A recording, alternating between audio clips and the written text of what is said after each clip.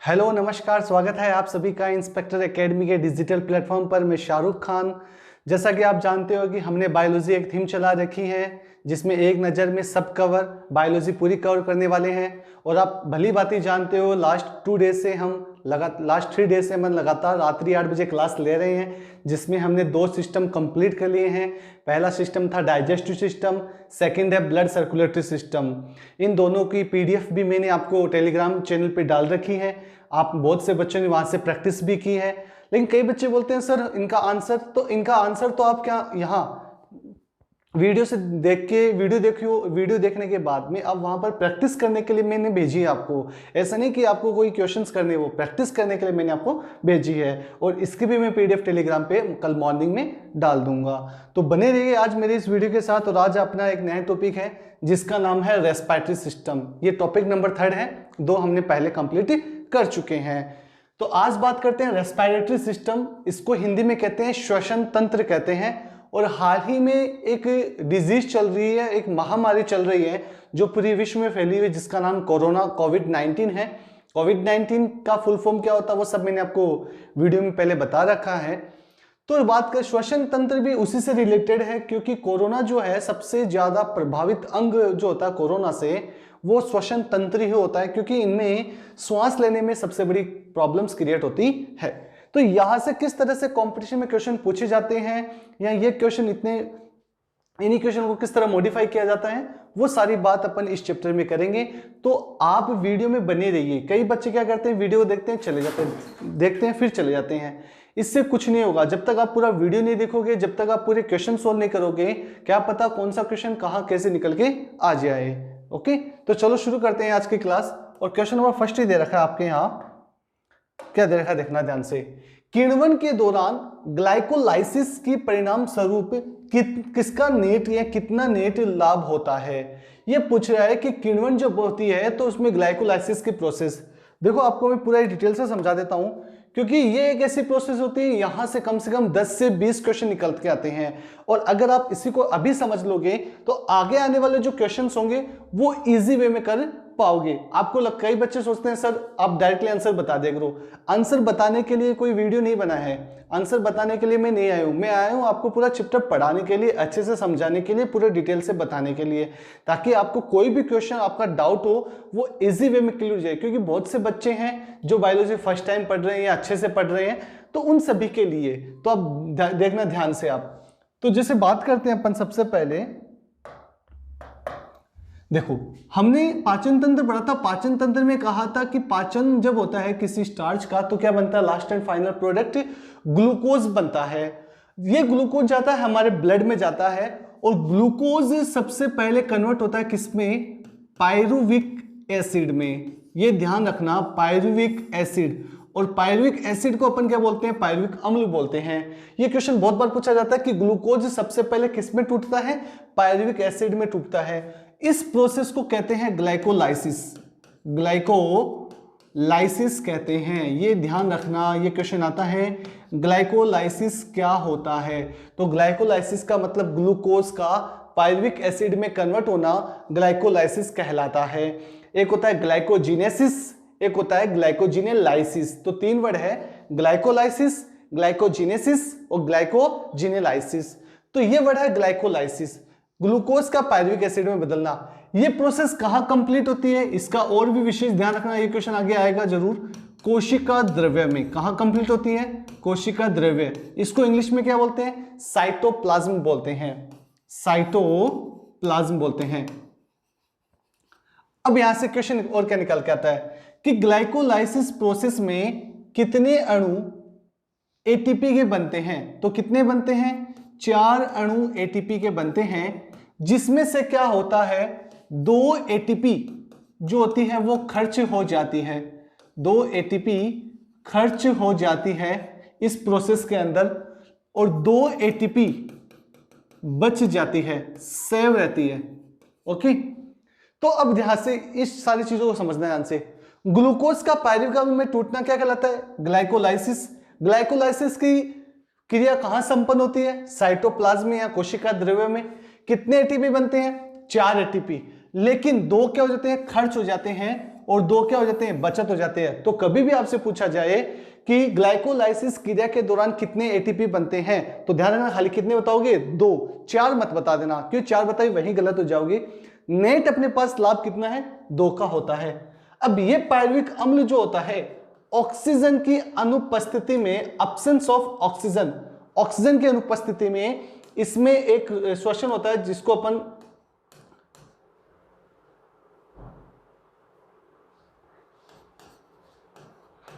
एक श्वसन होता है जिसको अपन अवायवीय श्वसन बोलते हैं, एरोबिक एनएरोबिक रेस्पिरेशन बोलते हैं।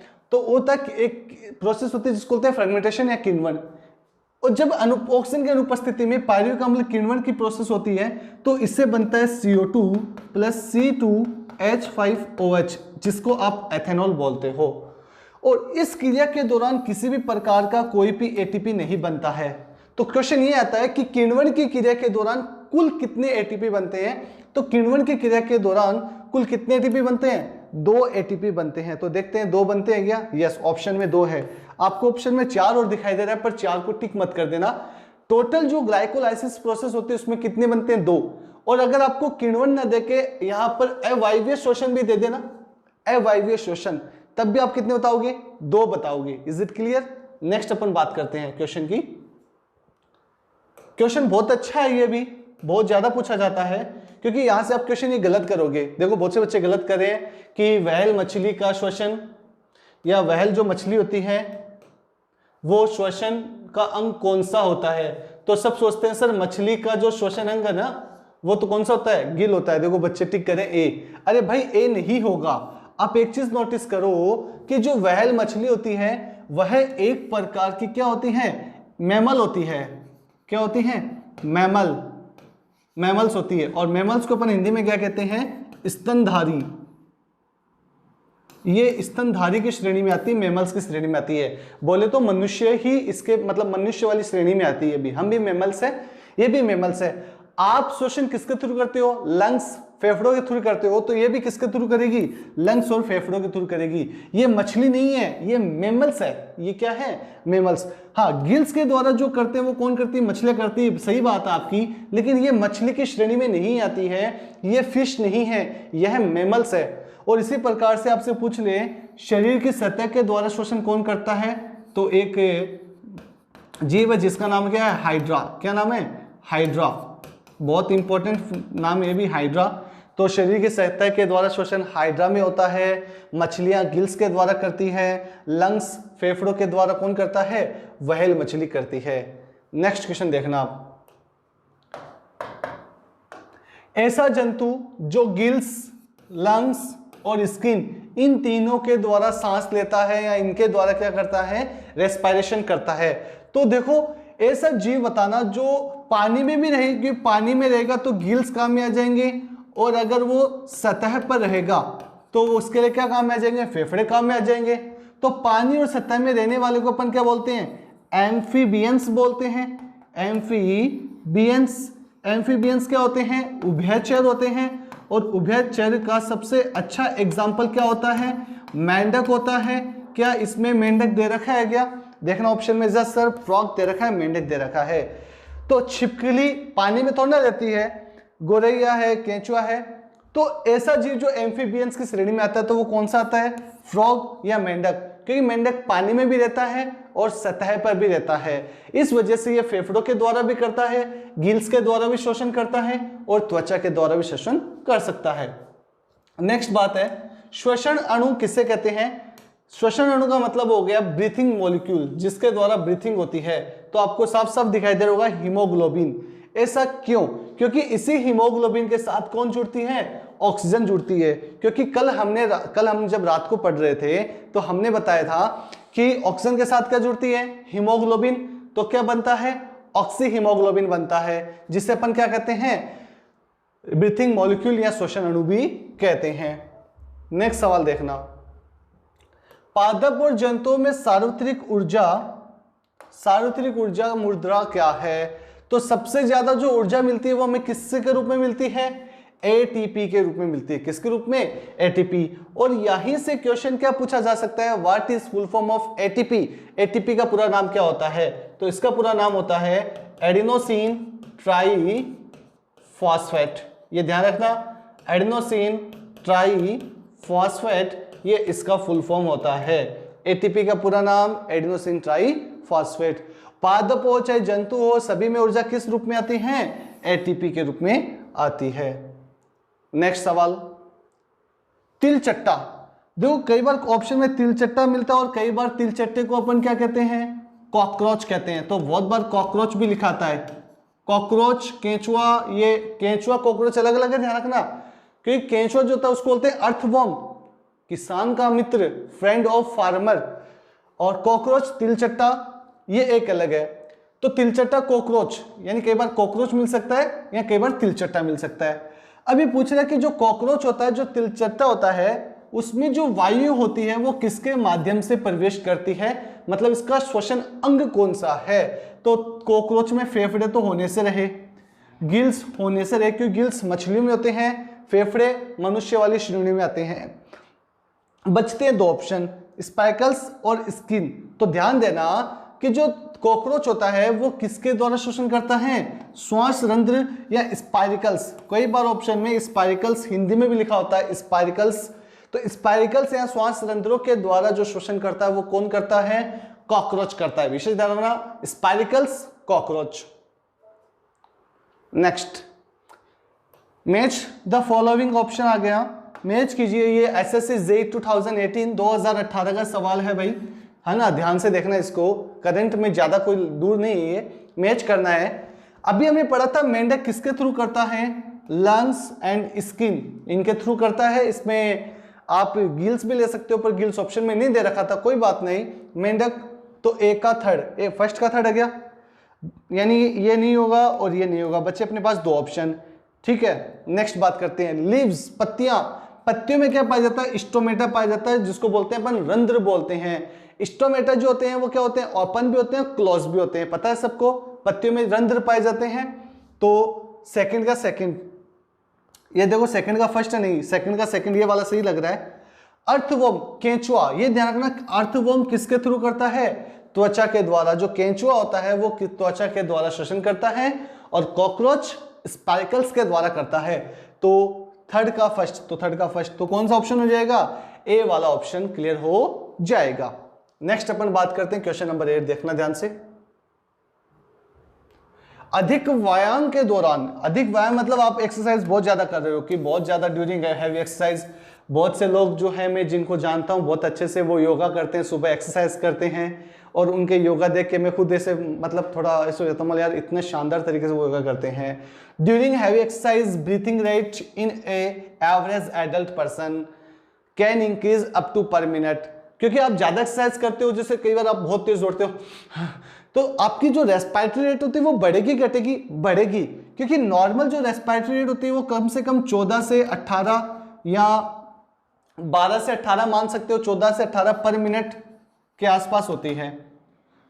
ओके, अब बात कर रहे हैं ये हैवी एक्सरसाइज, एक्सरसाइज ज्यादा हो गई तो रेस्पिरेटरी रेट बढ़ेगी। अब रेस्पिरेटरी रेट जो बढ़ेगी वो लगभग कितनी हो जाती है? 25। ध्यान रखना कि 25 पर मिनट के आसपास, ये लगभग है 25, तो 25 जो होती है पर मिनट हो जाती है जब आप ज्यादा भाग दौड़ करते हो। नेक्स्ट, मैच द फॉलोइंग, वापस ऑप्शन में आ गया, मैच द फॉलोइंग, मैच कीजिए आप, देखना।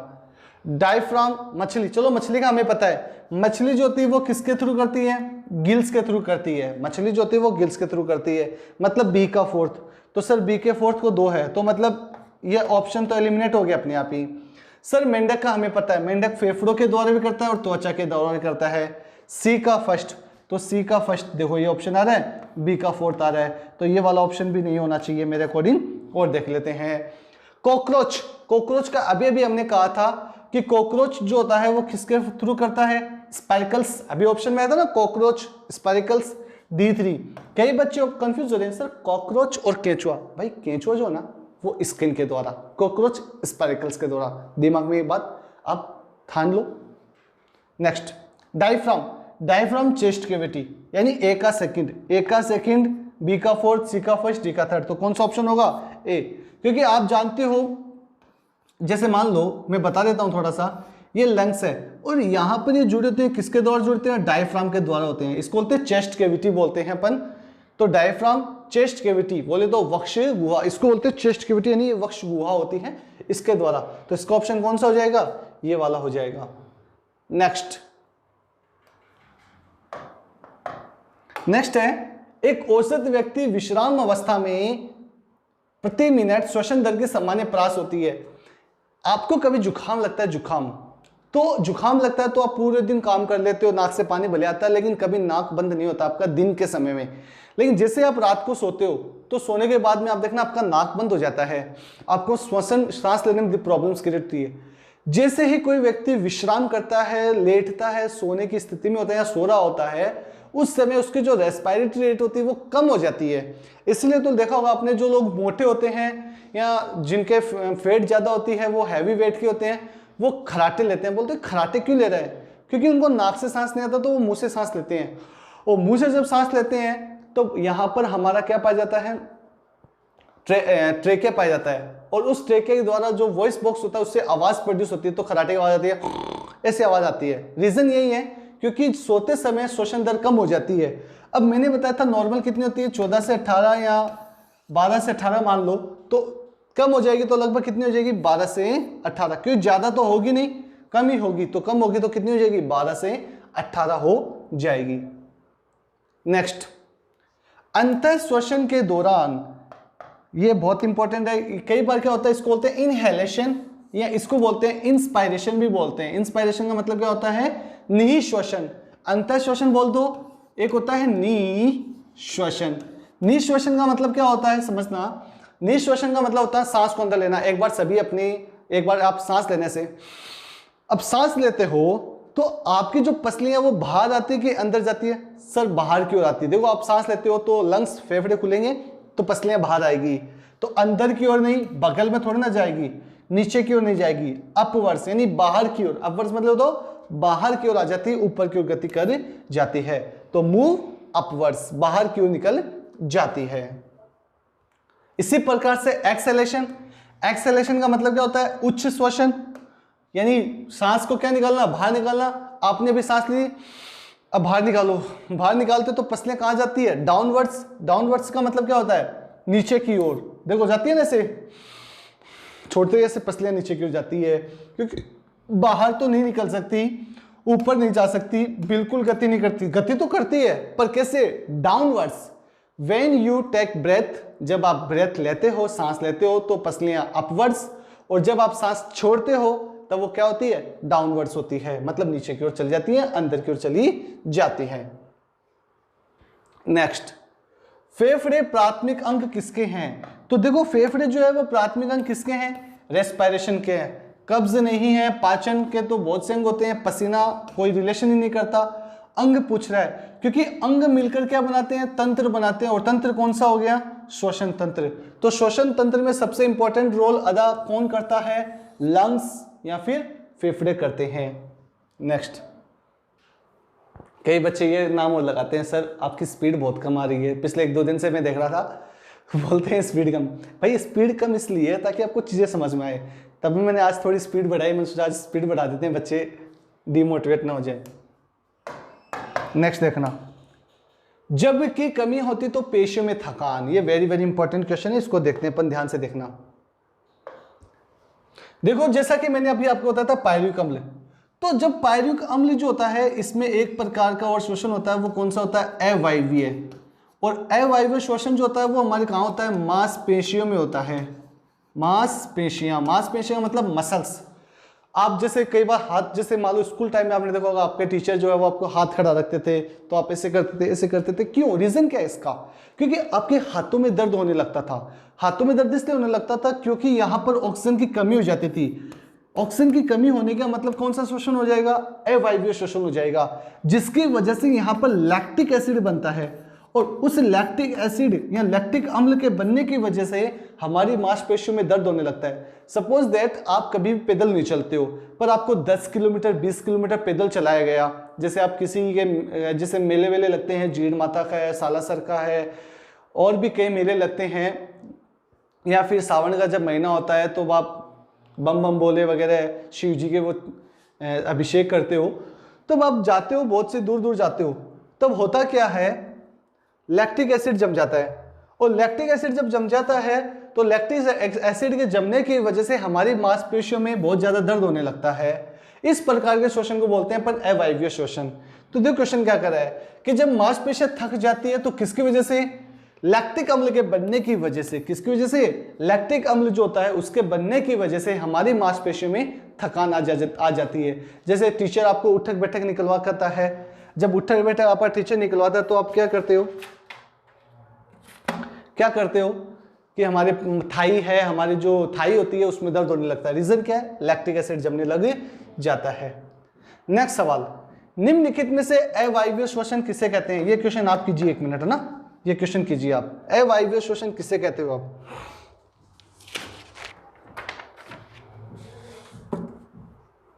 अवायवीय श्वसन, हाँ वेरी गुड, आंसर बता रहे हो, बताते रहिए। बहुत से बच्चे को आंसर सही है, सही बात है, सही कह रहे हो आप, वेरी गुड। देखो अवायवीय श्वसन, अवायवीय श्वसन मतलब क्या होता है, एनएरोबिक रेस्पिरेशन किसे कहते हैं? तो एनएरोबिक का मतलब क्या होता है, देखो कार्बन डाइऑक्साइड तो आएगा नहीं, इसका तो कोई रिलेशन ही नहीं है इनसे। ओके, बात आती है ऑक्सीजन के बिना कि ऑक्सीजन के साथ, विदाउट ऑक्सीजन, विथ ऑक्सीजन। देखो अवायवीय श्वसन का मतलब होता है ऑक्सीजन के बिना, और वायवीय श्वसन का मतलब होता है ऑक्सीजन के साथ। तो ये वाला पूछ नहीं रहा हमसे क्या पूछ रहा है, अवायवीय पूछ रहा है। तो अवायवीय का मतलब विदाउट ऑक्सीजन, तो रेस्पिरेशन विदाउट ऑक्सीजन जो होता है उसको अपन क्या बोलते हैं, एनएरोबिक रेस्पिरेशन कहते हैं। नेक्स्ट सवाल,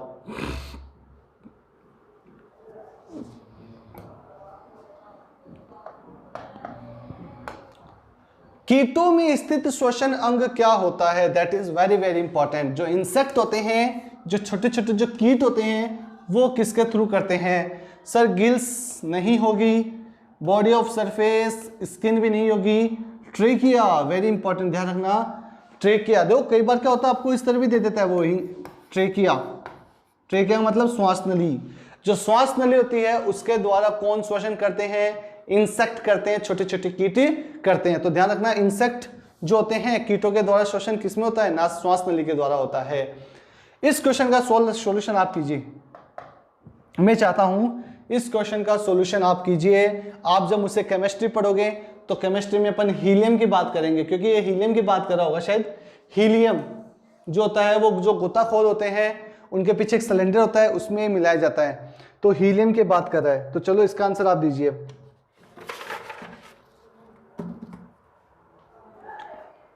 देखो मैं दे देता हूं, यह नाइट्रोजन से कम जहरीली होती है। नहीं, ये कोई बात नहीं हुई नाइट्रोजन से कम जहरीली होती है, ये कोई इश्यू नहीं है। ये पूछ रहा है कि जो गोताखोर होते हैं उनका जो ऑक्सीजन सिलेंडर होता है उसमें हीलियम क्यों मिलाया जाता है, रीजन क्या है? आपको पता होगा हीलियम जो है एक प्रकार की कौन से समूह से बिलोंग करती है? जीरो ग्रुप से। इन्हें अपन क्या बोलते हैं? इन्हें अपन कहते हैं, बहुत से नाम दिए जाते हैं, उत्कृष्ट गैस कहते हैं। तो देखना, यह नाइट्रोजन से हल्की होती है, नहीं, दैट इज नॉट, ये भी सही नहीं है। यह ऑक्सीजन के साथ जल्दी मिश्रित हो जाती, नहीं, ये भी नहीं है। देखना, यह उच्च दाब पर नाइट्रोजन की अपेक्षा खून में कम घुलनशील होती, ये वेरी इंपॉर्टेंट है, क्योंकि जैसे गोताखोर गोता करता है, जब वो तैराकी करता है तो वो डाउनवर्ड जाता है, जिसकी वजह से वहां का जो इसका ब्लड प्रेशर होता है या प्रेशर जो होता है वो ज्यादा हो जाता है। तो प्रेशर ज्यादा होने की वजह से ये हीलियम जो होगी वो ब्लड में नहीं घुलेगी, और ब्लड में हम चाहते हैं ये चीज ब्लड में घुले ही ना, यही तो हम चाहते हैं। तो इसलिए अपन क्या नाइट्रोजन की बजाय क्या डालते हैं? हीलियम डालते हैं। तो इस चीज का विशेष ध्यान रखना। नेक्स्ट बात करते हैं एल्वियोली। किसकी बात कर रहे हैं? अरे एल्वियोली। एल्वियोली कभी आपने देखी है? चलो दिखा देते हैं आपको, देखना एल्वियोली क्या होती है। एल्वियोली को अपन बोलते हैं कुप्पिका। जैसे मैं थोड़ा रफली बना रहा हूं डायग्राम, ये मान लो लंग्स हमारे फेफड़े हैं, और लंग्स के अंदर छोटी छोटी क्या बनती है? कुप्पिकाएं बनती है। जैसे मान लो ये एक कुप्पिका हो गई, ये ऐसी लगभग 30 करोड़ के आसपास होती है, इसको बोलते हैं अपन कुप्पिका। कुप्पिका इंग्लिश में क्या बोलते हैं? एल्वियोली। एल्वियोली बोलते हैं। तो एल्वियोली या कुप्पिका।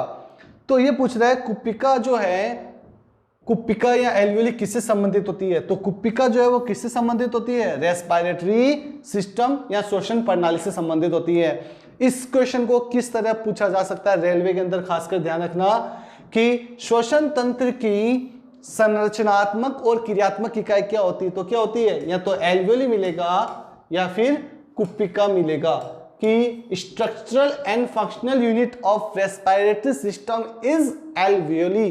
जो एल्वियोली होती है, कुपिका जो होती है वो इसकी क्रियात्मक और संरचनात्मक इकाई होती है। जैसे अपन कहते हैं ना मनुष्य की संरचनात्मक और क्रियात्मक इकाई क्या होती है? कोशिका। उसी प्रकार से ये फेफड़ों की होती है। नेक्स्ट देखना,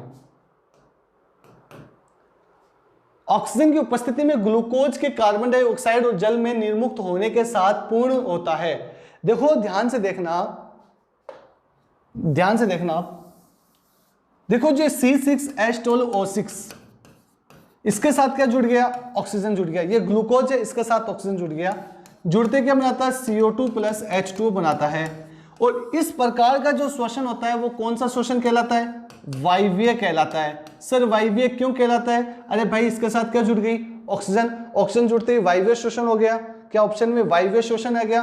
क्योंकि बोल रहा है ग्लूकोज के कार्बन डाइऑक्साइड और जल में ऊर्जा निर्मुक्त होती है कि ग्लूकोज टूटेगा तो ये चीज बनेगी। और ये श्वसन कैसा होता है? एरोबिक रेस्पिरेशन, वायवीय श्वसन। किसका क्वेश्चन पूछा गया है? IAS का सवाल है भाई ये। नेक्स्ट, श्वसन में ऊर्जा उत्पादित होती है। That is very very important. श्वसन में ऊर्जा उत्पादित होती है। चलो इसको थोड़ा सा मैं डिटेल से बता देता हूं, इस चीज को विशेष से ध्यान रख लेना एकदम। देखो एक ग्लूकोज है और एक ग्लूकोज से कितने पायरुविक एसिड बनते हैं? 2 पायरुविक अम्ल बनते हैं। बन गए 2 पायरुविक अम्ल। और एक ग्लूकोज से 2 पायरुविक अम्ल बनते हैं तो कितने एटीपी बनते हैं? टोटल 2 एटीपी बनते हैं। ठीक है, यहां तो 2 बन गए।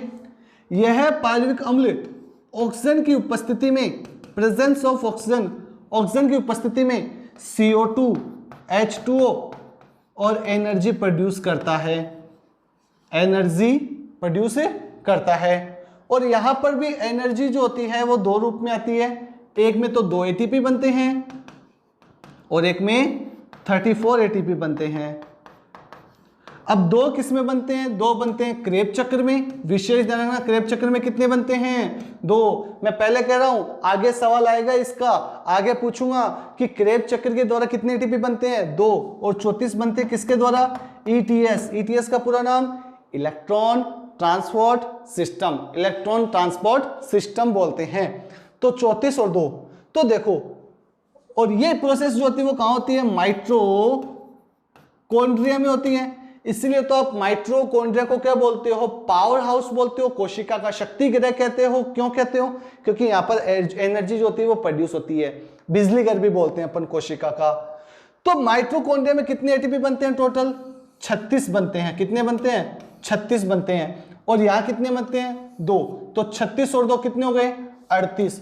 तो एक ग्लूकोज के द्वारा कितने एटीपी बनते हैं? टोटल 38 एटीपी बनते हैं। ध्यान रखना, एक ग्लूकोज के द्वारा कितने एटीपी बनते हैं? 38 एटीपी बनते हैं। तो श्वसन ऊर्जा उत्पादित होती है किस रूप में उत्पादित होती है? एटीपी में। और एक ग्लूकोज के विखंडन से कितने एटीपी बनते हैं? 38 एटीपी बनते हैं। विशेष ध्यान रखना। और एक चीज और बता देता हूं, अगर 1 एटीपी होगा ना, 1 एटीपी, उससे 7.3 किलो कैलोरी ऊर्जा प्रोड्यूस होगी। मतलब 7.3 7300 किलो 7300 कैलोरी ऊर्जा मिलती एक एटीपी से। तो अब इसको इससे मल्टीप्लाई कर लेना और देख लेना एक ग्लूकोज से कितनी एटीपी प्राप्त, कितनी ऊर्जा प्राप्त होती है। इस तरह से। नेक्स्ट, श्वसन क्रिया में वायु कौन से घटक, क्या पूछ रहा है देखते हैं, अभी क्वेश्चन देखते हैं। घटक की मात्रा में कोई परिवर्तन नहीं होता। यह भी बहुत इंपॉर्टेंट है, कोई परिवर्तन नहीं होता। मैं क्लास जब ऑफलाइन अपन जब पढ़ते हैं ना, तो मैं बहुत बार बच्चों के मजे लेता हूँ। जैसे कोई नया बच्चा होता है, उसको खड़े करते हैं कि बेटा खड़ा होना और मुझे बताना आप कौन सी गैस ग्रहण करते हो। तो बोलता है सर मैं ऑक्सीजन लेता हूँ। मैंने वाह यार, तुम तो ऑक्सीजन लेते हो, तो मतलब तुम्हारे नाक के ऊपर फिल्टर मशीन लगी हुई है क्या? बोले सर कैसे? मतलब एक बात बताऊं, यहाँ ये जो गैसें हैं इसमें तो नाइट्रोजन भी है, ऑक्सीजन भी है, कार्बन डाइऑक्साइड भी है, हीलियम गैसें भी है, ऑर्गन गैस भी है, सब बहुत सारी गैसेज है, हाइड्रोजन गैस, बहुत सारी गैसेज है। तो तुम ऑक्सीजन ही कैसे ले पाते हो? तो कंफ्यूज हो जाता है। तो देखना, ध्यान से समझना आप मेरी बात। देखो, जब अपन इंस्पायरेशन का मतलब क्या हो जाएगा भाई? निःश्वसन। और एक होता है एक्सपायरेशन, यही समझ लेना ताकि आगे दिक्कत ना हो। एक्सपायरेशन, इंस्पायरेशन, एक्सपायरेशन मतलब निःश्वसन, उच्च श्वसन, निःश्वसन और उच्च श्वसन। तो चलो इसकी बात कर लेते हैं अपन, देखना ध्यान से। जब हम सांस लेते हैं, ले लो एक बार सांस लो, सांस ली। अब सांस लेने के बाद में देखना क्या हुआ, वायुमंडल में 78% ले लेते हैं, नाइट्रोजन होती है 21% लगभग, ऑक्सीजन बताई जाती है 0.03% CO2 बताई जाती हैं, और बाकी अन्य गैसेज होती हैं, अन्य गैस। ये तो सारी गैसेज जब हमने सांस ली तो फेफड़ों में चली गई। अब हुआ क्या, ये जब हमने सांस छोड़ दी, अब नाइट्रोजन जो है वो वापस एसी के सी बिना किसी चेंजेस के बाहर आ जाती है, वापस आ गई। ऑक्सीजन 21% गई थी, 17% वापस बाहर आ जाती है। मतलब कितनी परसेंट काम आती है? 5%। तभी तो बाबा रामदेव क्या कहते हैं, ऐसे आप सांस को रोक के रखा करो ताकि ऑक्सीजन वही ज्यादा काम आ जाए। तो 5% ऑक्सीजन काम आती है, ये 4 से 5% CO2 वापस बाहर आती है, और अन्य गैसें आ जाती है, ऐसी गैसें आ जाती है बाहर। तो किसमें चेंजेस नहीं हुआ? क्वेश्चन क्या कह रहा है कि कोई परिवर्तन नहीं होता है।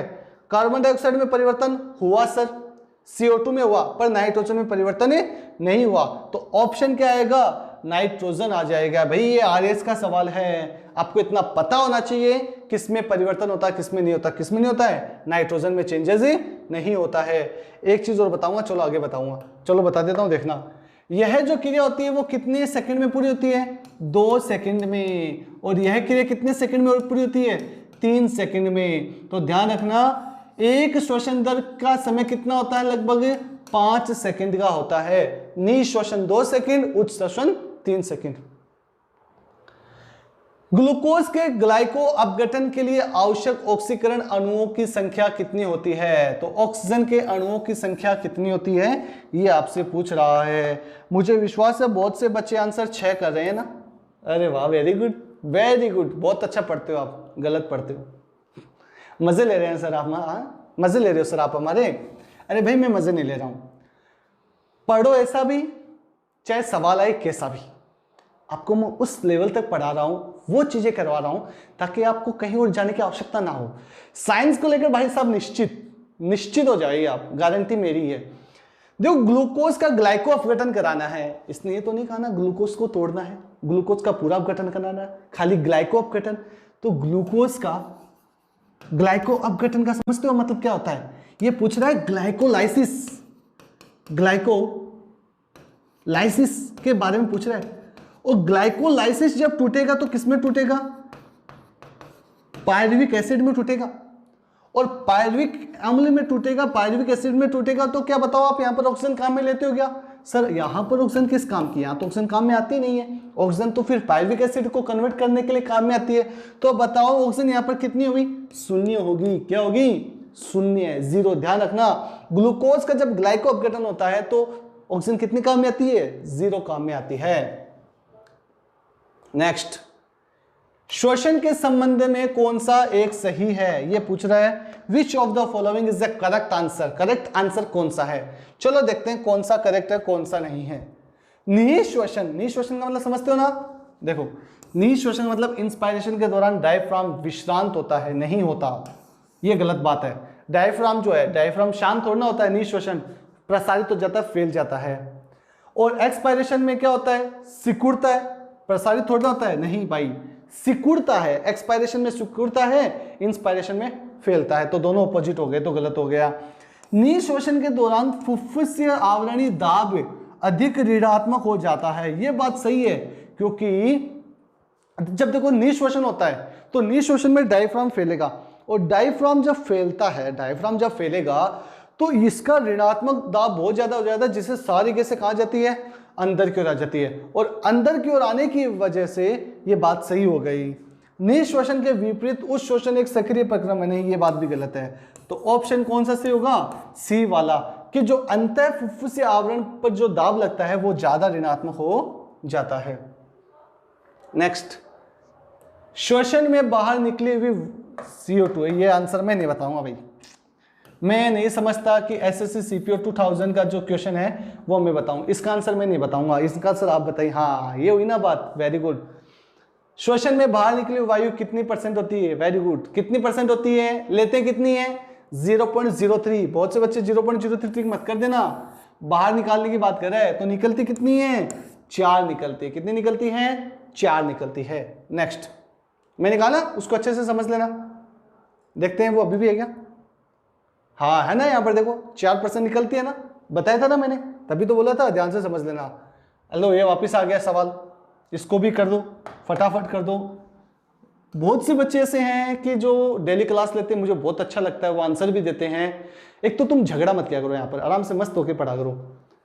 सोचो, ये पूछ रहा है एक्सपायरेशन में बाहर निकली वायु में ऑक्सीजन होती है लगभग, तो बाहर निकली वायु में ऑक्सीजन बाहर कितनी निकलती है, 17% निकलती है क्या, ऑप्शन में है क्या 17, आपको भी दिख रहा है, मुझे भी दिख रहा है, ये दो तो होंगे नहीं। कई बच्चे हैं तो 21 टिक करेंगे या 17 टिक करेंगे, तो भाई 17 आंसर इज करेक्ट होगा। 21 अंदर जाती है, 17 बाहर निकलती है। नेक्स्ट, फुफ्फुस में कुप्पिकाओं की संख्या कितनी होती है, जैसा कि मैंने अभी बताया था, कुप्पिका को अपन क्या कहते हैं इंग्लिश में, एल्वियोली कहते हैं, और एल्वियोली जो होती है वो फेफड़ों की क्या होती है, क्रियात्मक और संरचनात्मक इकाई होती है। उसी समय मैंने कहा था इसकी संख्या लगभग कितनी होती है, 30 करोड़ के आसपास होती है, 30 करोड़, 30 करोड़ के आसपास होती है, छोटी छोटी होती है। फुफ्फुस में कार्बन डाइऑक्साइड, ये वेरी वेरी इंपॉर्टेंट सवाल है, फुफ्फुस में कार्बन डाइऑक्साइड युक्त रुधिर आता है, ये चलो ये सवाल करते हैं, डिटेल से करते हैं। कल हमने, अच्छा आप में से कल ब्लड सर्कुलेटरी क्लास किसने ली थी, कल और परसों 2 दिन, जरा कमेंट करना सर यस सर हमने ली थी, प्रेजेंट लगाइए, किसने ली थी, यस सर लिखो कि सर हाँ मैंने क्लास ली थी। अगर आपने क्लास ली है तो आपको पता है हमारा जो ह्यूमन हार्ट होता है वो कितने चैम्बर का होता है, 4 का होता है। ऊपर के 2 आलिंद होते हैं, एट्रियम होते हैं, नीचे के 2 क्या होते हैं, वेंट्रिकल होते हैं। ये राइट पार्ट होता है, ये लेफ्ट पार्ट होता है, इसको दायां बोलते हैं और उसे बायां बोलते हैं। ओके चलो अब कंफर्म करते हैं क्या क्वेश्चन है। क्वेश्चन कह रहा फुफ्फुस में, फुफ्फुस बनाओ इधर, लंग्स, ये फुफ्फुस हो गए हमारे लो सर। अब क्या पूछ रहे हैं, अब कलर चेंज कर लेते हैं थोड़ा सा, देखना। फुफ्फुस में कार्बन डाइऑक्साइड रुधिर आता है, यानी इसमें कार्बन डाइऑक्साइड रुधिर लेकर कौन आता है, ठीक है ध्यान से देखना। देखो कार्बन डाइऑक्साइड रुधिर नीले रंग का होता है थोड़ा सा, ठीक है, CO2 वाला। अब लेकर कौन आती है पता आपको, लेकर कौन आता है, लेकर आती है धम, ये कौन सी धमनी थी, पल्मोनरी आर्टरी जिसको बोलते हैं फुफ्फुसीय धमनी, फुफ्फुसीय धमनी। और फुफ्फुसीय धमनी किससे जुड़ी होती है, राइट वेंट्रिकल से जुड़ी होती है। तो फुफ्फुसीय धमनी लेकर आती है और कौन, राइट वेंट्रिकल। देखना शरीर के विभिन्न अंगों से नहीं, हृदय के बाएं नील से, क्योंकि बाएं में तो शुद्ध होता है तो पॉसिबल ही नहीं है, तो यकृत से तो वैसे ही पॉसिबल नहीं है। तो कौन सा नीले है, दायां नीले। जैसा कि मैंने कहा था राइट वेंट्रिकल बोले तो दायां नीले, इससे अशुद्ध रुधिर कहां जाता है, फेफड़ों में जाता है। तो कौन सा आंसर ठीक हो जाएगा, सी वाला ठीक हो जाएगा।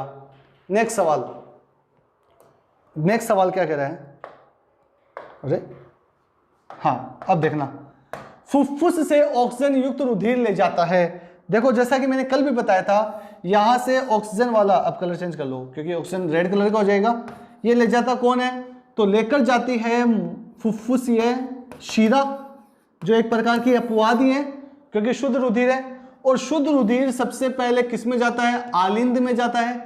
और कौन से आलिंद में जाता है, बाएं आलिंद में जाता है। तो चलो बायां आलिंद है गया। देखो सर फुफ्फुस से शिरा तो होगा, तो फुफ्फुस से धमनी तो कैंसिल कर दो। अब दायां आलिंद की बायां आलिंद, सर बायां आलिंद। देखो भाई आप याद रखना, बायां मत देखो, बायां जो लेफ्ट होता है उसमें होता है प्योर और राइट में क्या होता है, इम्प्योर, अशुद्ध और शुद्ध होता है। नेक्स्ट क्वेश्चन नंबर 29, ध्यान से देखना। फेफड़ों में रुधिर व कोष्ठीय वायु के बीच गैसीय विनिमय किस प्रक्रम के द्वारा होता है? इसको समझाऊं अच्छे से, चलो समझते हैं। देखना, देखो ध्यान से होता क्या है। देखो ये होती है कुप्पिका, ठीक है, और इस कुप्पी के, जैसे आप सांस लो एक बार, आप सांस लेना, सांस ले लिया, ठीक है, सांस रोक के रखना एक बार, है ना। देखना होता क्या है, इस कुप्पिका के अंदर, इसको हटा देते हैं। एक तो पेन वाला सिस्टम ये हो गया एक तो, और अब चेंज कर लेते हैं। अब जैसे आपने सांस ली तो यहां पर अपन बात करते हैं ऑक्सीजन कितना परसेंट है, 21%, और CO2 कितना परसेंट है, 0.03%। इतना समझ में आ गया। ये बात कहां हो रही है, कुप्पिका में। अब इसके पास होती है कैपिलरीज वगैरह, यानी अशुद्ध रक्त आता है, और इस अशुद्ध रक्त के अंदर CO2 की मात्रा तो होती है, अशुद्ध का मतलब CO2 की मात्रा ज्यादा। थोड़ा इसको बड़ा कर लेते हैं। अब देखना, यहां मान लो ये अशुद्ध रक्त है, अशुद्ध रक्त है तो फिर कलर चेंज कर लो। हाँ, अब देखना, यहां पर CO2 की मात्रा तो क्या है, ज्यादा, और O2 की मात्रा है कम। ये कैसा रक्त है, अशुद्ध रक्त है। अब देखो होता क्या है, ध्यान से देखना। जैसे हमने सांस ली तो ब्लड का तो फ्लो चलता रहता है, तो यहां CO2 ज्यादा, और यहां जो होती है वो CO2 क्या है, कम, आपको कम दिख रही है, और O2 क्या है, ज्यादा। तो होता क्या है, कोई भी चीज होती है साइंस में कोई भी चीज होती है वो ज्यादा से कहां जाती है, वो जाती है ज्यादा से, हाँ, साइंस में अगर कोई भी चीज होती है वो ज्यादा से कहां जाती है, कम की ओर। तो ऑक्सीजन कहां जाएगी, इधर चली जाएगी, और CO2 कहां जाएगी, इधर आ जाएगी। तो CO2 वापस फेफड़ों में, और ऑक्सीजन वापस शिरा इनमें आ जाएगी, जो फुफ्फुस होता है वहां आ जाएगी। तो इस तरह से ये जो प्रोसेस होती है किसकी वजह से होती है, ये विसरण विधि द्वारा। कौन सी विधि द्वारा, विसरण विधि को बोलते हैं अपन डिफ्यूजन प्रोसेस बोलते हैं। इसको विशेष ध्यान रखना, डिफ्यूजन प्रोसेस बोलते हैं, विसरण विधि के द्वारा होता है। तो इसमें विसरण विधि दे रखा है क्या, सामान्य विसरण दे रखा है। तो ध्यान रखना कि गैसों का आदान प्रदान कौन सी विधि के द्वारा होता है, विसरण विधि या डिफ्यूजन प्रोसेस के द्वारा होता है। इस तरह से गैस आपस में बदलती रहती है। नेक्स्ट सवाल देखना, जब ग्लूकोज का किण्वन या ईस्ट में होता है, ऐसा किस में होता है, ईस्ट में होता है, तो अंतिम उत्पाद क्या होता है। तो देखो अंतिम उत्पाद मेथेनॉल, हम कोई शराब, बहुत भयंकर शराब बनती है मेथेनॉल की, H2CO2, ये दोनों, ये ग्लूकोज का होता है, एथेनॉल और जल नहीं, एथेनॉल और CO2 होता है। ईस्ट को देखो, ईस्ट को अपन हिंदी में क्या कहते हैं, खमीर, क्या कहते हैं, खमीर कहते हैं। इसका जो एंडिंग प्रोडक्ट होता है वो क्या होता है, एथेनॉल और CO2, क्योंकि आपको पता है पायरुविक एसिड है, यह अवायवीय शोषण करेगा। अभी बताया था मैंने उस समय, CO2 + C2H5OH बनता है। तो ये एंडिंग प्रोडक्ट होता है एथेनॉल और CO2। नेक्स्ट क्वेश्चन नंबर 31, अब ज्यादा दिक्कत नहीं आएगी आपको। अवायवीय श्वसन में कौन सी प्रक्रिया नहीं होती है। देखो अवायवीय श्वसन में कौन सी प्रक्रिया होती है, कौन सी होती है, क्रेब चक्र वायवीय में होती है, ये सारी वायवीय में होती है, ये क्रेब चक्र तो वायवीय में होती है, ये भी वायवीय में होती है। लेकिन ग्लाइकोलाइसिस जो होती है वो कौन सी होती है, अवायवीय में। देखना कैसे, देखो जो ग्लूकोज होता है वो पायरुविक एसिड में टूटता है। तो इस प्रोसेस को बोलते हैं अपन ग्लाइकोलाइसिस। तो चाहे वायवीय हो चाहे अवायवीय हो, उन दोनों में प्रोसेस कौन सी होती है, ग्लाइकोलाइसिस की प्रोसेस होती है। तभी तो बोला था अच्छे से समझ लेना। ये क्वेश्चन बहुत बहुत इंपॉर्टेंट है भाई, बहुत बहुत इंपॉर्टेंट है, इसलिए ध्यान से करना इस क्वेश्चन को, है ना, समझने की कोशिश करना। कोशिका श्वसन में ग्लूकोज के एक अणु के द्वारा कितने एटीपी बनते हैं भाई, 38। याद आ गया, अभी बताया था मैंने 38 कैसे बनते हैं। चलो एक बार और बता देता हूं। तो सर 38 जो बनते हैं, 2 तो बनते हैं ग्लाइकोलाइसिस प्रोसेस के द्वारा, 2 बनते हैं क्रेब चक्र के द्वारा और 34 बनते हैं ETS के द्वारा। तो टोटल संख्या कितनी हो गई? 38। अब देख लो, 2 ATP ग्लाइकोलाइसिस, सही बात है, और 36 क्रेब चक्र के द्वारा नहीं, 36 क्रेब चक्र के द्वारा नहीं बनते हैं, तो ये ऑप्शन गलत हो जाएगा। इसी प्रकार से 2 ATP ग्लाइकोलाइसिस में और 36 ETS में नहीं, 36 ETS में नहीं बनते हैं। सारे एटीपी माइटोकॉन्ड्रिया में नहीं। मैं बता देना चाहता हूं, ये जो ग्लाइकोलाइसिस प्रोसेस होती है ये तो होती है कोशिका द्रव्य में, कोशिका द्रव्य में, और ये जो प्रोसेस होती है दोनों, ये होती है कहां पर? माइटोकॉन्ड्रिया में। ओके, अब देखना ध्यान से, 2 अणु एटीपी माइटोकॉन्ड्रिया के बाहर, ये बात सही है भाई, 2 तो एटीपी माइटोकॉन्ड्रिया के बाहर मतलब कोशिका द्रव्य में, और 36 इसके भीतर और 36 इसके भीतर, ये बात एकदम करेक्ट है। इसलिए आंसर कौन सा आंसर ठीक हो जाएगा? ये वाला ठीक हो जाएगा। तो ध्यान रखना, 2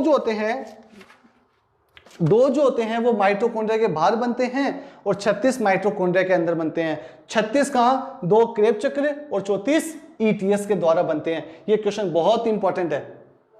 नेक्स्ट, वह पदार्थ जो ग्लाइकोलाइसिस को क्रेब चक्र से जोड़ता है। तो देखो, एसिटिल को एंजाइम ए, इसका विशेष ध्यान रखना, कई बार को एंजाइम ए से भी आ जाता है। एसिटिल को एंजाइम जो ए होता है वो ग्लाइकोलाइसिस को क्रेब चक्र के द्वारा जोड़ता है। ये IS का सवाल है, आगे भी ऐसा वापस एक और सवाल आएगा। देखो ये आ गया यार, इसका आंसर तो आप ही दे दो ना, दे दीजिए ना। अरे भाई आंसर दे दीजिए इसका, वेरी गुड। हाँ ये सही, यही तो पूछ रहा हूं मैं कि ग्लाइकोलाइसिस की प्रोसेस कहां संपन्न होती है। अभी पहले क्वेश्चन में तो बताया था कि ग्लाइकोलाइसिस की प्रोसेस कहां संपन्न होती है? कोशिका द्रव्य में संपन्न होती है। और जो पायरुविक अम्ल टूटता है वो प्रोसेस कहां होती है? माइटोकॉन्ड्रिया में। तो इन दो का तो कोई काम ही नहीं है ना।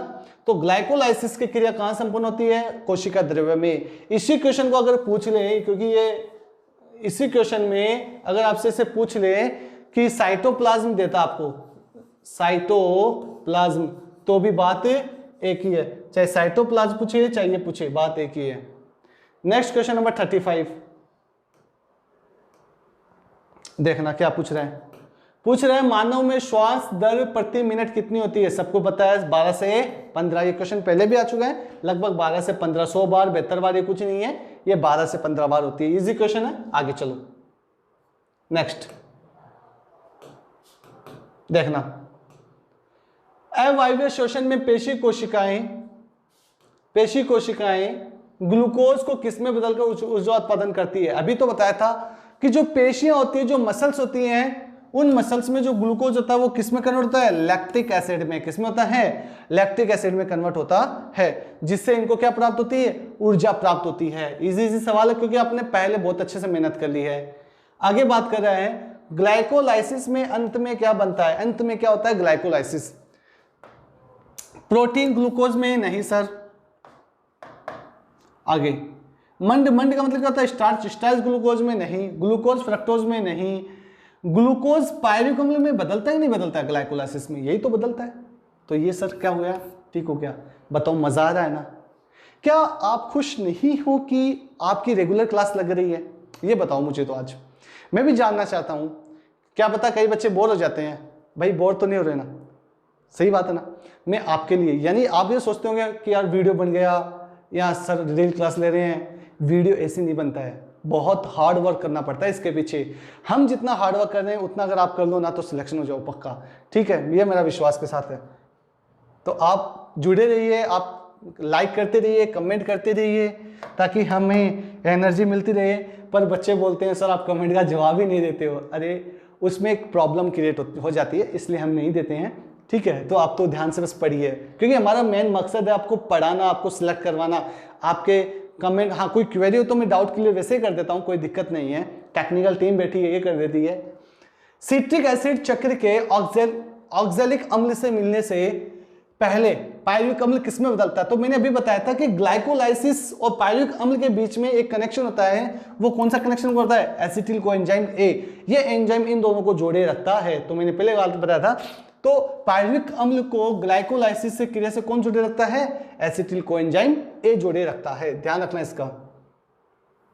नेक्स्ट आ गया क्वेश्चन, कोशिकाएं ग्लूकोज के एक अणु के पूर्ण ऑक्सीकरण विखंडन के सामान्यतः एटीपी कितने अणु बनते हैं? आ गया ना क्वेश्चन, कितने बनते हैं? 38। अब ये 38 कैसे?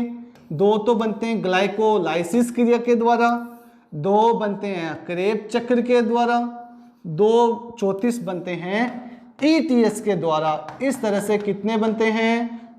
38 बनते हैं। और एक एटीपी से कितनी ऊर्जा प्राप्त होती है? 7.3 किलो कैलोरी ऊर्जा प्राप्त होती है। ये हमने कर लिया। नेक्स्ट, कार्बोहाइड्रेट का आरक्यू वैल्यू कितना होता है? तो पहले तो पता होना चाहिए आपको आरक्यू क्या होता है। रेस्पिरेटरी क्विंटेंट, आरक्यू रेस्पिरेटरी, कहीं नहीं चल रहा है,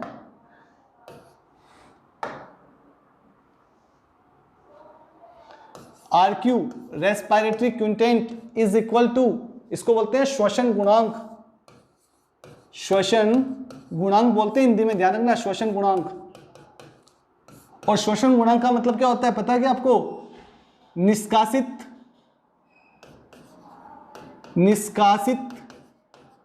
CO2 अपॉन ली गई O2 का जो अनुपात होता है उसको अपन बोलते हैं आरक्यू बोलते हैं। ये क्वेश्चन आएगा, पहले कह रहा हूं मैं आपके, श्वसन गुणांक क्या होता है? निष्कासित CO2 अपॉन ली गई O2।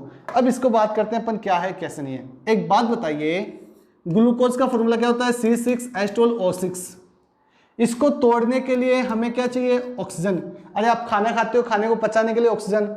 ऑक्सीजन किस में टूटता है? CO2, H2O और साथ में एनर्जी।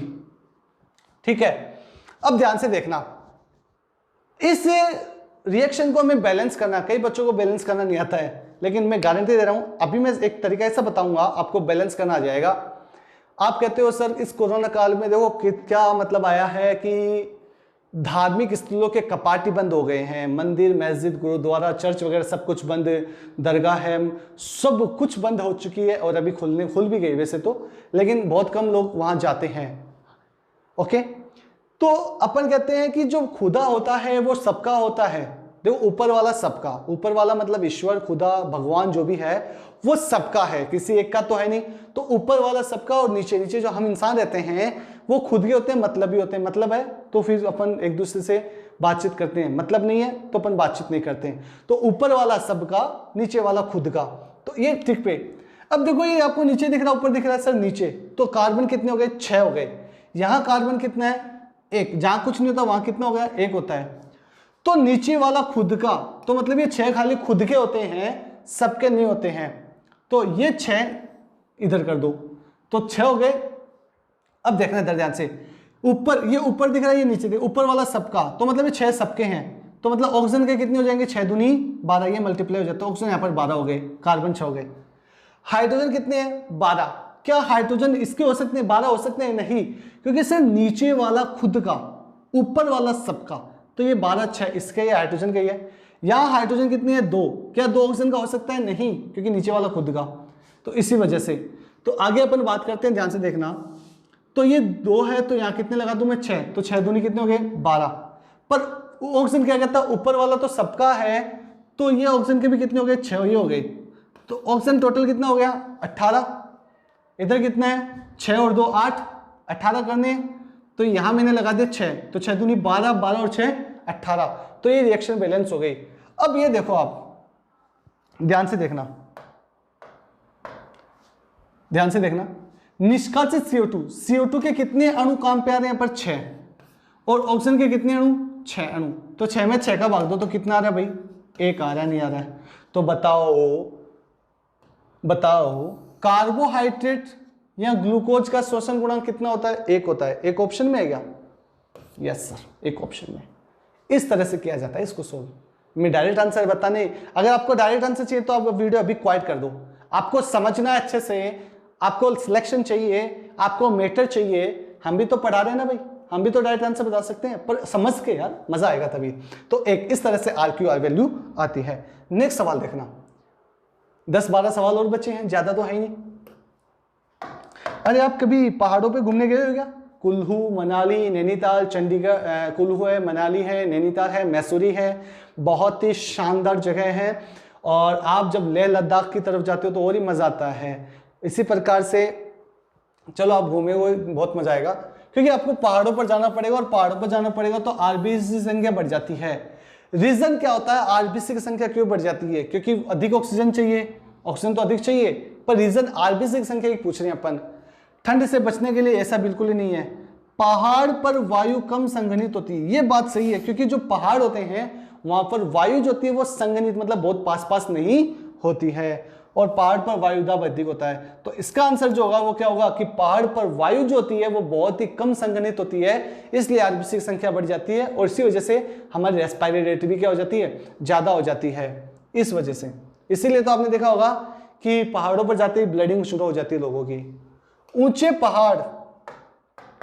ऊंचे पहाड़ पर वायु दाब बढ़ जाता है, वायु घनत्व घट जाता है, या ऑक्सीजन की प्रतिशत मात्रा नहीं घटती है। ये तो वायु में ऑक्सीजन की कुल मात्रा घट जाती है, ये बात सही है कि वायु में जो ऑक्सीजन की जो क्वांटिटी होती है वो क्या हो जाती है, घट जाती है। इस वजह से ऊंचे ऊंचे पहाड़ पर जाना थोड़ा मुश्किल होता है, तो आपको बहुत सोच समझ कर जाना चाहिए। जो अस्थमा के पेशेंट होते हैं वो तो बिल्कुल ही नहीं जाते हैं। पायरिक अम्ल में कार्बन के कितने अणु होते हैं? ये इंपॉर्टेंट सवाल है। कितने अणु होते हैं? 3 अणु होते हैं। तो पायरिक एसिड में कार्बन के कितने अणु होते हैं? 3 अणु होते हैं। ये सीडीएस 2002 में पूछा गया सवाल है, ध्यान रखना। ग्लूकोज में कितने होते हैं कार्बन के? 6 होते हैं, और इसमें कितने होते हैं? 3 होते हैं। नेक्स्ट, ग्लाइकोलाइसिस के एंजाइम कहाँ पाए जाते हैं? ये बताओ, ग्लाइकोलाइसिस प्रोसेस कहाँ होती है? कोशिका द्रव्य में। तो कोशिका द्रव्य में उसके एंजाइम पाए जाएंगे, तो बिना मतलब क्या कि ये भी मत करो ये भी मत करो। बचता है माइटोकॉन्ड्रिया भी हो सकता था, लेकिन माइटोकॉन्ड्रिया ग्लूकोज वाला है, पायरिक एसिड को कन्वर्ट करता है। ये पूछ रहे ग्लाइकोलाइसिस, तो ग्लाइकोलाइसिस कहाँ भाई? कोशिका द्रव्य में। नेक्स्ट, ग्लाइकोलाइसिस के अंतर्गत पायरुविक अम्ल लैक्टिक अम्ल में किन कोशिकाओं में बदलता है? अभी बताया था कौन सी कोशिकाओं में बदलता है? मांसपेशियों में, पेशियों में कन्वर्ट होता है, मसल्स के अंदर खिंचाव आ जाता है, दर्द पैदा हो जाता है। नेक्स्ट, फटाफट हो रहा है ना, क्योंकि आपने अच्छे से पढ़ लिया है। चलो इसका आंसर देखते हैं। स्तनियों में मतलब मेमल्स के अंदर श्वसन दर किस पर निर्भर करती है? That is very very important. Respiration किस पर डिपेंड करता है आपका, कि आप कितनी सांस लो कितनी लोगे। रुधिर में ऑक्सीजन की सांद्रता पर नहीं, कार्बन डाइऑक्साइड की सांद्रता पर नहीं, वायुनाल में ऑक्सीजन की मात्रा पर नहीं, डायफ्राम पर डिपेंड करती है। आपका अगर डायफ्राम, क्योंकि जो व्यक्ति योगा करता है उसका डायफ्राम अच्छे से प्रसारित होता है, और लॉन्ग समय तक वो क्या कर सकता है? ऑक्सीजन को रोके रख सकता है। देखा होगा आपने, जो लोग योगा करते हैं वो एकदम क्या कर सकते हैं? ऑक्सीजन लंबे समय तक रोके रख सकते हैं, और छोड़ते भी है वैसे।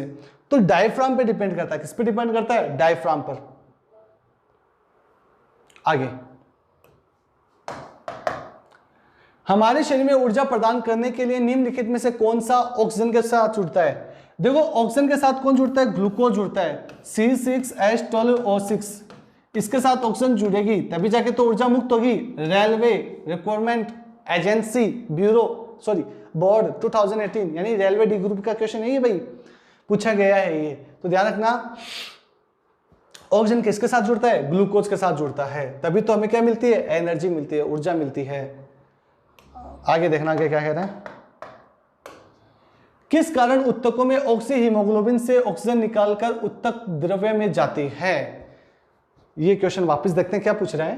किस कारण उत्तकों में, उत्तक जो होते हैं, ऑक्सी हीमोग्लोबिन से ऑक्सीजन निकलकर उत्तक द्रव्य में जाती है? देखो, ये पूछ रहा है उत्तकों में ऑक्सीजन हीमोग्लोबिन जो होती है से निकलकर ऑक्सीजन जो होती है वो उत्तक द्रव्य में कब जाती है? ऑक्सीजन की कमी होने पर। यह बात सही है, लेकिन इसके साथ एक चीज होनी चाहिए, कार्बन डाइऑक्साइड अधिकता पर। यह बात भी सही है, गलत इसलिए कर रहा हूं क्योंकि दोनों कंडीशन होनी चाहिए, ऑक्सीजन की कमी और कार्बन डाइऑक्साइड की अधिकता। इसी कंडीशन पर ये जो ऑक्सीजन होती है उत्तकों से निकलकर उत्तक द्रव्य में जाती है। ये आरएस का सवाल है, दोनों कंडीशन में जाती है, ध्यान रखना इस चीज का। आगे 49, किसके लिए श्वसन भागफल 1 से कम होता है? देखो, 1 से कम जो होता है वो किसका होता है? वसा का। कितना होता है? 0.7 होता है। श्वसन भागफल मतलब RQ पूछ रहा है, ये क्या पूछ रहा है? RQ। तो आरक्यू जो होता है वो कितना होता है, वसा का 0.7 होता है। कार्बनिक एसिड का कितना होता है, 4 होता है। कितना होता है, 4। और कार्बोहाइड्रेट का तो अभी अपन ने देखा होगा कितना होता है, कार्बोहाइड्रेट का 1 होता है। ये लो, कार्बोहाइड्रेट का कितना होता है, तो आप देख लो 1 से कम किसका होगा, वसा का होगा। अगर आपसे पूछ ले किण्वन अवायवीय श्वसन का आरक्यू कितना होता है। एक बात बताओ, किण्वन के दौरान CO2 निकलती है, हाँ सर निकलती है। क्या आप ऑक्सीजन काम में लेते हो, नहीं लेते, तो ऑक्सीजन की वैल्यू कितनी हो गई, 0। 0 में किसी चीज का भाग दो आप तो वैल्यू क्या आती है, अनंत आती है। क्या आती है, अनंत आती है। तो इसलिए ध्यान रखना अवायवीय श्वसन या किण्वन का जो आरक्यू होता है वो कितना होता है, अनंत। रीजन, इसमें ऑक्सीजन 0 होती है इस वजह से। नेक्स्ट, चलो हम 50 मारने वाले हैं। 50 हाफ सेंचुरी। रक्त में CO2 मुख्यतः किस रूप में वहन करता है, that is very very important, sodium by carbonate. ये क्वेश्चन बहुत इंपॉर्टेंट है कि CO2 जो होता है ब्लड में किस रूप में प्रवाहित होता है, किस रूप में फ्लो होता है, सोडियम बाई कार्बोनेट। इसे अपन बोलते हैं खाने का सोडा। नाना हमें 3 को खाना खाना है, खाने का सोडा भी होता है, केमिस्ट्री पढ़ाऊंगा तब बताऊंगा। क्वेश्चन नंबर 51, ग्लूकोज में एक अणु यदि 2 अणु पाइरुवेट बनते हैं तो ये बनता है,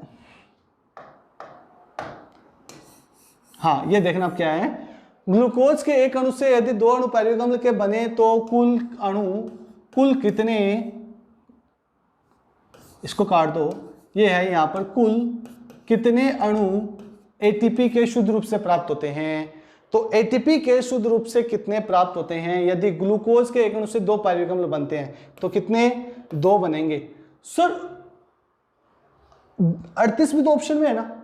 देखो भाई, ये बात कर रहा है ग्लूकोज को किसमें तोड़ने पर, पाइरुवेट अम्ल पर। ग्लूकोज का पूर्ण विखंडन नहीं बोल रहा है। ग्लूकोज का अगर पूर्ण विखंडन बोलता तब अपन कितने लगाते, 38 लगाते। That is clear. नेक्स्ट, श्वसन केंद्र क्या होता है, ये श्वसन केंद्र क्या होता है, मेडुला ऑब्लोगेटा। जब मस्तिष्क वाला चैप्टर आएगा तब मैं बताऊंगा वहां पर श्वसन का केंद्र क्या होता है, मेडुला ऑब्लोगेटा होता है। ये मस्तिष्क का पार्ट होता है, ध्यान रखना। श्वसन केंद्र क्या होता है, मेडुला ऑब्लोगेटा। नेक्स्ट, जीवाणुओं में श्वसन किसके द्वारा होता है। देखो जीवाणु जो होता है ना वो यूनिसेलुलर है, यूनिसेलुलर। यूनिसेलुलर का मतलब क्या होता है, एक कोशिकीय जीव। और इसमें क्या पाया जाता है, मीजोसोम्स पाए जाते हैं। क्या पाए जाते हैं, मीजोसोम्स पाए जाते हैं, जिनके द्वारा ये श्वसन करते हैं। नेक्स्ट, RRB 2014 रेलवे, ऊर्जा उत्पादन के दौरान ग्लूकोज का पाइरुवेट में विघटन कहां होता है, ये दैट इज इंपॉर्टेंट, और ध्यान से देखना। ग्लूकोज का पाइरुवेट में कहां होता है भाई, तो ग्लूकोज का पाइरुवेट में या ग्लाइकोलाइसिस क्रिया कहां संपन्न होती है, कोशिका द्रव्य में। तो टिक कर दो, क्या होगा, साइटोप्लाज्म में कोशिका द्रव्य।